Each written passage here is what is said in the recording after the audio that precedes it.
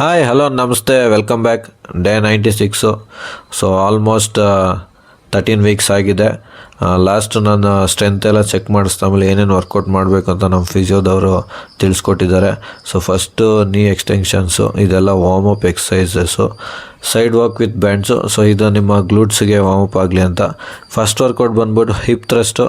ಇದು ಮಾಡ್ಬೇಕಾದ್ರೆ ನಿಮ್ಮ ಸ್ಪೈನು ನ್ಯೂಟ್ರಲ್ ಆಗಿರಬೇಕು. ಹಾಗೆ ನೀವು ಮೇಲೆ ಹೋಗ್ಬಿಟ್ಟು ನಿಮ್ಮ ಗ್ಲೂಟ್ಸ್ನ ಆದಷ್ಟು ಸ್ಕ್ವೀಸ್ ಮಾಡಬೇಕು. ಸ್ಕ್ವೀಸ್ ಮಾಡಿದಾಗಲೇ ನಿಮ್ಮ ಗ್ಲೂಟ್ಸ್ಗೆ ಒಳ್ಳೆ ವರ್ಕ್ ಬೀಳೋದು. ನೆಕ್ಸ್ಟ್ ವರ್ಕೌಟ್ ಬಂದ್ಬಿಟ್ಟು ಹೀಲ್ ಟಚ್ ಡೌನ್ಸು.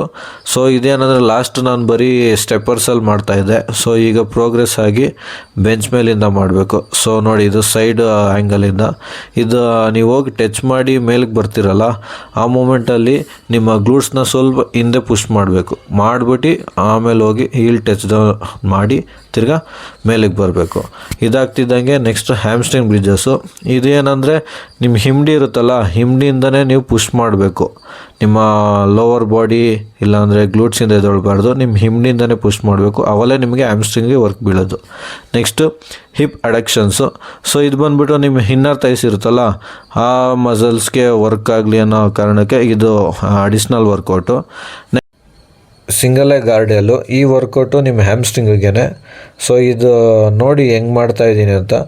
ನಾನು ವಾಲ್ಗೆ ಒಂದು ಕಾಲನ್ನ ಸಪೋರ್ಟಿಯಾಗಿ ತೊಗೊಂಡಿದ್ದೀನಿ. ಅದು ಬರೀ ಸಪೋರ್ಟ್ಗೆ ಅಷ್ಟೇ, ಅದ್ರ ಮೇಲೆ ಪ್ರೆಷರ್ ಹಾಕಿಲ್ಲ ನಾವು ಮಾಡಬಾರ್ದು. ಅದ್ರ ಮೇಲೆ ಪ್ರೆಷರ್ ಹಾಕಿದ್ರೆ ಹ್ಯಾಮ್ಸ್ಟ್ರಿಂಗಿಗೆ ವರ್ಕ್ ಬೀಳಲ್ಲ. ನೆಕ್ಸ್ಟ್ ಬಂದುಬಿಟ್ಟು ಕಾಫ್ ರೈಸು. ನಾನು ಸ್ಟೆಪ್ಪರ್ ಮೇಲೆ ಕಾಲು ಇಕ್ಕಿದ್ದೀನಲ್ಲ, ಸೊ ಅದರಿಂದ ಸಪೋರ್ಟ್ ತೊಗೊಬಾರ್ದು. ನಾನು ಬರೀ ಕಾಫ್ ರೈಸು ನಾನು ಸಿಂಗಲ್ ಲೆಗ್ಗಿಂದ ಮಾತ್ರ ಪುಷ್ ಮಾಡಬೇಕು. ಆವಾಗಲೇ ನಿಮ್ಗೆ ಆ ಕಾಫ್ ರೈಸು ಎಫೆಕ್ಟಿವ್ ಆಗಿ ವರ್ಕ್ ಬೀಳೋದು.